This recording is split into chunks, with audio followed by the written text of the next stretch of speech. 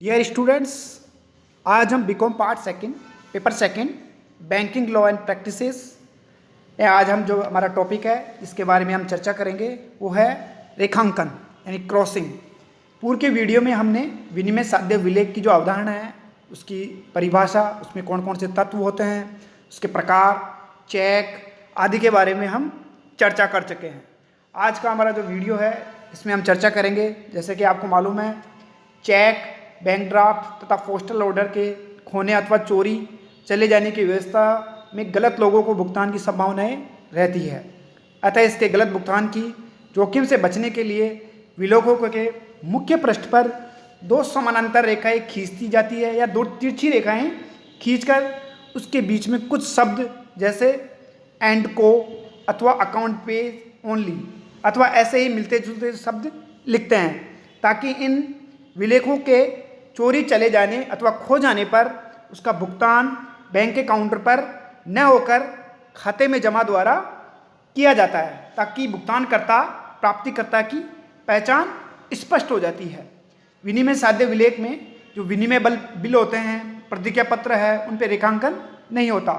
केवल check, bank draft तथा postal order पर ही रेखांकन की व्यवस्था होती है।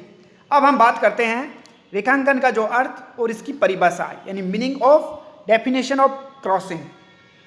सबसे पहले हम लेते हैं चेक, बैंक ड्राफ्ट अथवा पोस्टल ऑर्डर के मुख्य पृष्ठ पर दो समानांतर रेखाएं खींचने अथवा दो तिरछी रेखाएं खींचने को रेखांकन कहा जाता है। इनके रेखांकन का जो उद्देश्य है यह सुनिश्चित करना है कि इसका जो भुगतान किया गया है वो वास्तविक स्वामी को मिले और चोरी चले जाने या खो जाने पर इसके गलत आदमी को भुगतान से सुरक्षा प्रदान हो सके।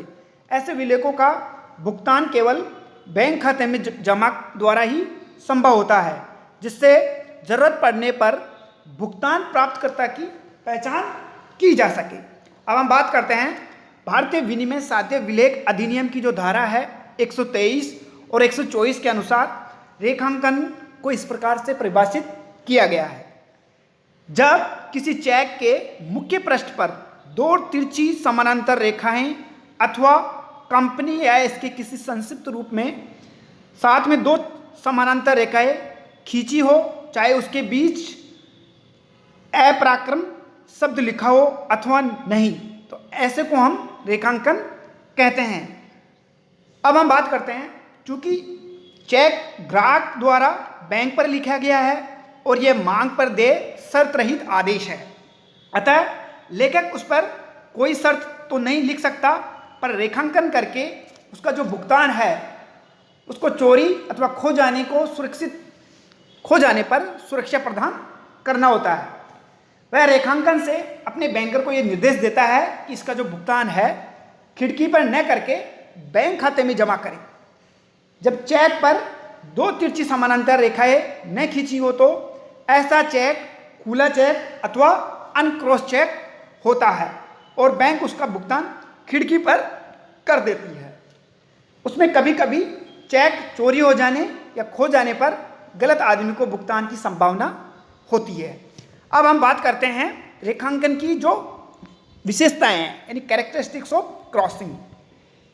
इसकी पहली जो विशेषता है वह है रेखांकन मुख्य पृष्ठ पर ही होता है। जो चेक, ड्राफ्ट अथवा पोस्टल ऑर्डर का जो रेखांकन है उसके मुख्य पृष्ठ पर ही होता है। चेक की पीठ पर रेखांकन अवैध अथवा अर्थहीन होता है। दूसरी विशेषता है रेखांकन केवल चेक, ड्राफ्ट अथवा पोस्टल ऑर्डर पर ही होता है। विनिमय बिल अथवा प्रतिज्ञा पत्र पर रेखांकन बेमानी होता है। तीसरी विशेषता है मुख्य पृष्ठ